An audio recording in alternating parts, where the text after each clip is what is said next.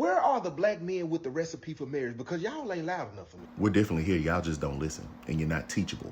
I heard a brother say this recently, that a lot of men want the position that being a husband carries, but don't want the work that is required to actually maintain and flourish in the position. What that means is y'all don't want to be sacrificial. And I get it, because some days I don't want to be sacrificial. But in order for that marriage to work, you have to die to yourself.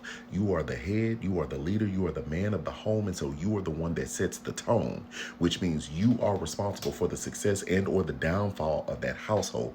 Does that mean that the wife has to come and do her part too? 1,000%. But the reason, the reason we're not loud enough, quote unquote, is because the ones that make think pieces for content, for money, for rage baiting, and for views, it's because they're not giving you sound advice.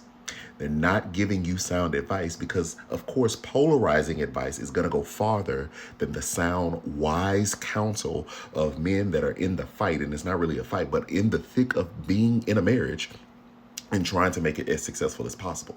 And the number one thing that y'all don't want to do is die to yourself in order to serve your wife, or in order to serve the marriage so that the marriage flourishes. You're much more, about to get upset, you're much more concerned about you personally flourishing instead of the marriage flourishing.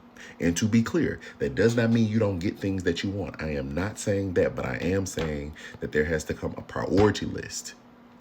And as the man, as the husband, there is a certain level of sacrifice and sacrificial love you have to be willing to give out in order that your marriage will flourish and be successful.